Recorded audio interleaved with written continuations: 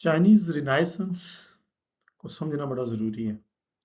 जिस तरह यूरोप अपने आप को रिनाइसेंस के दौर से कहता है ना कि मैं गुज़रा हूँ, इसी तरह से चाइनीज़ रिनाइसेंस भी एक हकीकत है।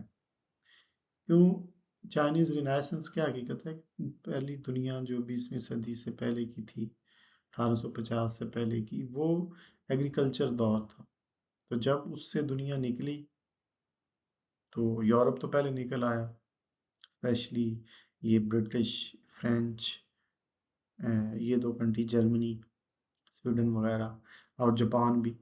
लेकिन बाकी जो खित्ते थे वो आगे नहीं निकल सके। मुग़लों का हिंदुस्तान आगे नहीं निकल सका। चिंग डायनेस्टी वो नहीं निकल सकी, मुग़ल डायनेस्टी नहीं निकल सकी थी। अब जब जापानीज़ ने 1880-90 के 95 इस एरियाज़ में, इस टाइम स्पैन में चीन के ऊपर कब्ज़ा किया, मंचूरिया वाले इलाके की तरफ मूवमेंट शुरू की, तो चाइनीज़ उस टाइम को सेंचुरी ऑफ ह्यूमिलिएशन कहते हैं। यानी अपनी डिफीट को एक्सेप्ट करते हैं। यानी कि ये एक प्रिंसिपल है कि जो कौम अपनी डिफीट को, अपनी कमज़ोरी को एक्सेप्ट नहीं करती है, वो अपने आप को ठीक कैसे करेगी? ये अक्सर जो हमारी लीडरशिप है, वो अपनी कमज़ोरियों को एक्सेप्ट नहीं करती, अपनी गलतियों को एक्सेप्ट नहीं करती। तो इन्होंने उस कमज़ोरी को एक्सेप्ट किया और फिर अपनी उन्हीं सिविलाइजेशन के प्रिंसिपल्स पे इन्होंने नई जो दुनिया में नॉलेज आ चुका था, यानी कि इंडस्ट्रियलाइजेशन का, मैकेनिकलिज्म का, न्यू मिलिट्री स्ट्रेटजी आ चुकी थी। पहले तलवार का ज़माना तो नहीं था, अब नई न्यू फार्मेशन थी, न्यू। पहले तो कमांडर आगे होता था, पीछे फौज होती थी। अब फौजों की फॉर्मेशन बदल, तो उस नॉलेज के ऊपर खुद को इस्तेमाल किया। तब वो गुरिल्ला वार का कॉन्सेप्ट नहीं आया, ये न्यू था उस वक्त दुनिया में। असल में अभी ये जो यूएसए ने एक स्ट्रेटजी मुतरफ़ कराई थी टेररिज्म की, और फिर दूसरे कंट्रीज़ पे चढ़ के अब इंडिया वही उसी स्ट्रेटजी पाकिस्तान में अप्लाई कर रहा है। तो वो दुनिया मान नहीं रही, क्यों? क्योंकि वो पुरानी हो गई है। ठीक है, जो झूठ का भी स्टाइल है ना दुनिया में, कोई भी चीज़ जो फर्स्ट टाइम आती है ना, वो इम्पैक्ट देती है। इसलिए नोवेलिटी, क्रिएटिविटी की अपनी इम्पोर्टेंस है। चाहे वो टेक्नोलॉजी के फ्रंट पे हो, स्ट्रेटजी के फ्रंट पे हो, इवन झूठ के फ्रंट पे। जो दूसरी दफ़ा जो झूठ बोला जाएगा, it will never work. If you want to succeed, you have to make a good lie. Okay, if this is the strategy, I does not want you to show you that, or you force you, or to convince you that you should follow the lie or the path of shaitan. But what I observed, I'm telling you that everything that is a new and impactful, that creates the impact, and that what these Chinese have done. They they came up with a guerrilla strategy against the Japanese, and with the small number of people and the lesser technology, but better strategy, they won the war against the Japanese colonial powers. Or apart from this, they also they fight against American in the First Korean War from 1950s to 1953 or 1954.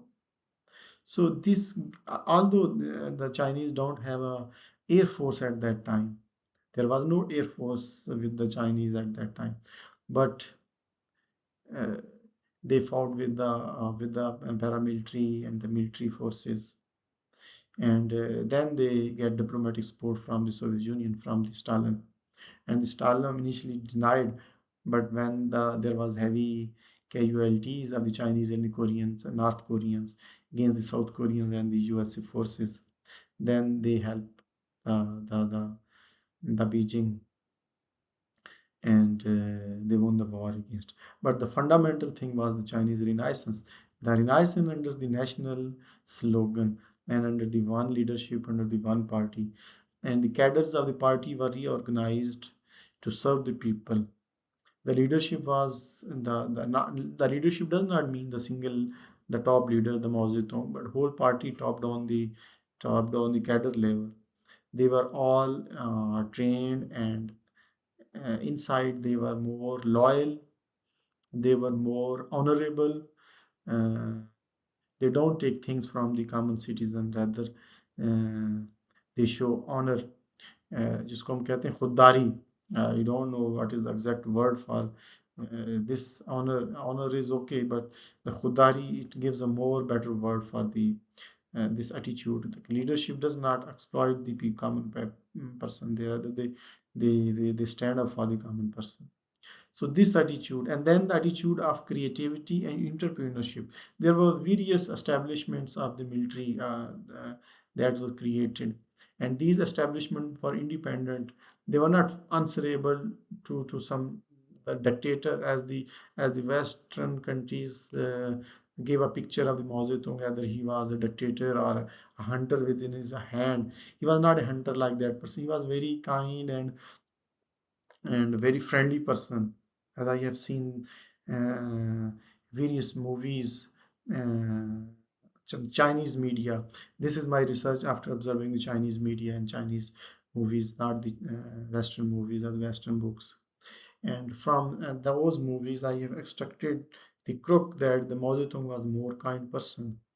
And I have seen the real videos in which Mao Zedong is offering cigarette and giving a cigar to the other person, and okay, smoking with them, and it shows the humbleness and the friendliness, the humanness of the leadership.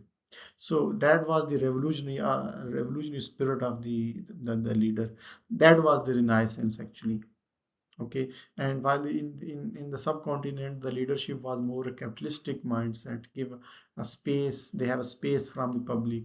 They wear very good suit and drive very good cars, while this Mojitong guy, they have very small money, they have very less money, and even the military uniforms and all the infrastructure, they save a lot of money to feed our troops. That is why the Chinese now are very good in the costing. The what the Chinese have given the revolution to the world now is the cost revolution. If I summarize in just one word, this is the cost revolution. They have produced the goods at very cheaper rates. And from where this attitude come in every form of the China, that was from the Chinese Renaissance during the Japanese colonialism, when they have very less money and less agriculture productivity, and they have to manage large forces and to feed them. Then they start saving and calculating and saving every penny. Then they came